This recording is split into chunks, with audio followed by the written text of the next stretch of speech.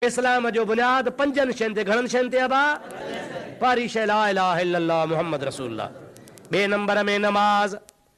अल्लाह से शरत असांखे नमाज़ी बणाए। आम तरह सां असांजा मुस्लमान नमाज़ न पढ़ंदा आहिनि। अदा नमाज़ पढ़ो अदा अलाह नसीब कंदो। अरे कलमो नसीब थियो थी पोइ नमाज़ नसीब कंदो। तू तो वाह गुरु वारो तो कोन आ, तू तो ला इलाहा इल्लल्लाह मुहम्मद रसूलुल्लाह वारो हाँ। सोने नबी जो उम्मती आ, प्यारे नबी जो उम्मती आ। नबी सही फरमाईंदा आहिनि क़यामत जे ॾिहाड़े मां पंहिंजी किरोड़नि में उम्मत सुञाणंदुसि। या रसूलल्लाह कीअं सुञाणंदे? पाण फरमाइनि था मुंहिंजी उम्मत परे खां पधरी हूंदी। साईं कीअं पधरी हूंदी? पाण फरमाइनि था मुंहिंजी उम्मत वुज़ू कंदी आ, मुंहुं धोईंदी आ, ॿाहूं धोईंदी आ, पेर धोईंदी आ। इहे पंज ई उज़वा मुंहिंजे उम्मत जा ईअं चमकंदा जीअं पंज कल्याण घोड़े जा उज़वा चमकंदा आहिनि। सरकार फरमाइनि था मुंहिंजी उम्मत सभिनि खां निराली हूंदी। जेके नमाज़ पढ़ंदे ऐं वुज़ू कंदे त पोइ इहो कमु थींदी, जे न पढ़ंदे त पोइ कहिड़ो हाल थींदी। नमाज़ पढ़ो, नमाज़ी थी ॾेखारियो। हे मस्जिदियूं हिन जे लाइ आहिनि त तव्हां नमाज़ पढ़ो। रुगो ख़ाली मस्जिद साईं उस्ताद 4 लख रुपया ख़र्च कया, नमाज़ न पढ़ंदो त फ़ाइदो कहिड़ो? नमाज़ पढ़ो। पाड़े वारा ओड़े वारा नंढा वॾा नौजवान सभु नमाज़ी थी पओ। मुंहिंजा दोस्त नमाज़ी थी पओ। ॾिसो त तव्हां जूं केतिरियूं ॻणतियूं लहनि, केतिरा कर्ज़ लहनि, केतिरियूं परेशानियूं दूरि थियनि, केतिरियूं बीमारियूं दफ़ो थियनि। ख़ुदा जो कसम आहे इन्न सलात तनहा अनिल फहशाए वल मुनकर। नमाज़ में उहो पावर आहे जो हर बुराईअ खां तव्हांखे पाक साफ़ बनाए छॾींदी आहे। नमाज़ पढ़ी त ॾिसो, अहिड़ी नमाज़ जी बरकत आहे जो जंहिं नमाज़ पढ़ी उनखे जीअं चांहि जी ॿाड़ लॻंदी आहे, नमाज़ी खे अहिड़ी ॿाड़ लॻंदी आहे।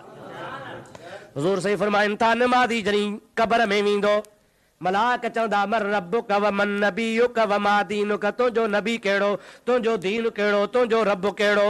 नमाज़ी हूंदो त मलाइकनि खे चवंदो दऊनी अनुसल्ली। ओ मलाइको छॾियो सुवाल जवाब न कयो, थोरो तरसो त मां नमाज़ पढ़ी वठां। मलाइक चवंदा मौला अजीब माण्हू आहे। असां पुछऊंसि था रब कहिड़ो थी, असां पुछऊंसि था नबी कहिड़ो थी, असां पुछऊंसि था दीन कहिड़ो थी, पर असांखे चवे थो छॾियो त नमाज़ पढ़ा। हिन खे मौला छा कयूं? अलाह ताला फरमाईंदो जेको बानो क़बर में बि मुंहिंजी नमाज़ खे यादि थो करे त तव्हां क़यामत ताईं पुछाणो माफ़ आहे। नमाज़ जी बरकत आहे, नमाज़ पढ़ो। घणा माण्हू चवंदा नमाज़ नथी अचे, अवा सिखो त अचे न सिखंदो किथां ईंदी? मां हिकिड़ो सिंधी में किताबु लिखियो आहे नमाज़ जे मौज़ूअ ते। हिते शागिर्दो असांजो खणी बि आयो आहे। नंढड़ो किताबु आहे। घणा ई चाहिनि ते पैसा विञाया अथव, घणा ई ॿियनि पैसनि में मुंहिंजा अदा ख़र्च कयो अथव। हीअ सभु जेतिरा वेठा हो, जंहिंजे बि खीसे में पैसो हुजे, का वॾी ॻाल्हि कान्हे, 25 रुपया कहिड़ी ॻाल्हि आहे। वठो, हर मसइलो आहे। वुज़ूअ जो, गुस्ल जो, सुन्नतूं, वाजिब, मुस्तहब, नमाज़, ईद, जनाज़ो, अक़ीक़ो, तहज्जुद, इशराक, अवाबीन, वुज़ू जा फ़र्ज़, वाजिब, सुन्नतूं, गुस्ल जा फ़र्ज़, वाजिब, सुन्नतूं, ईद, नमाज़, हर शइ आहे। पढ़ो। न पढ़ंदव तव्हांखे किथां ख़बर पवंदी? इनशा अल्लाह ताला तव्हां पढ़ंदव तव्हांखे नमाज़ आसान थी पवंदी। ॾिसो कीअं तव्हां नमाज़ी बणिजी वञो। ये सभु तव्हांजे कम जूं शयूं आहिनि। त इस्लाम जो बुनियाद 2 नंबर में आहे नमाज़। छा आहे बाबा? 3 नंबर में ज़कात।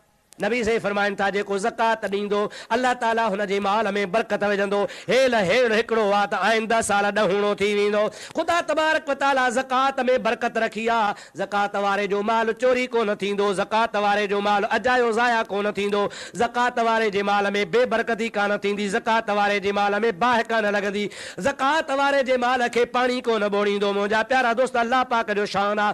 महबूब करीम अलैहिस्सलाम जी ज़ात बाबरकात फरमाईंदा आहिनि जेको ज़कात न ॾींदो क़यामत जे ॾिहाड़े उहो माल हुनखे ॾंभींदो, हुनखे जलायो वेंदो। ख़ुदा ताला जो फर्ज़ आहे जेके अल्लाह तौफ़ीक़ अता फरमाई आहे सो ज़कात अदा कंदो रहे।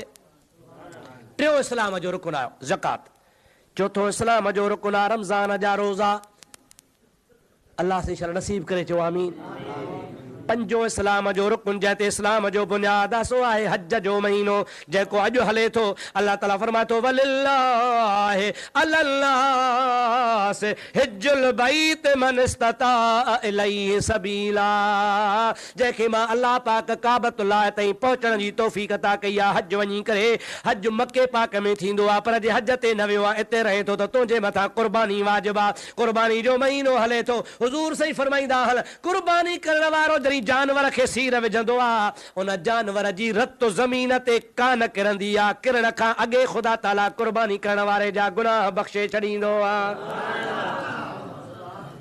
कुर्बानी जे महीने में लख रुपयो ख़ैरात कर, उन में एॾो सवाब कोन्हे जेतिरो कुर्बानी जे जानवर में सवाब आहे। सरकार फरमाइनि था तूं 6 महीना जानवर धारींदो आहे, 2 महीना पालींदो आहे, या महीनो वठी अॻु में पालींदो आहे, हुनजो गाह बि इबादत में, फेंगड़ियूं बि इबादत में, हुनजो ओज बि इबादत में, रसी बि इबादत में, खुर बि इबादत में, सिंग बि इबादत में, वार बि इबादत में। जानवर जे लाइ, कुर्बानी वारे लाइ जेका बि ख़िदमत कंदी अल्लाह ताला तुंहिंजे दफ़्तर में सवाब लिखंदो वेंदो। अल्लाह सही तव्हां असांखे इस्लाम जे 5 रुकननि ते अमल जी तौफ़ीक़ अता फरमाए, इन्हनि ते हलण जी तौफ़ीक़ अता फरमाए। अल्लाह सही तव्हांजी बि हाज़िरी क़बूल फरमाए, तव्हांजे सदके मुंहिंजी बि हाज़िरी क़बूल फरमाए।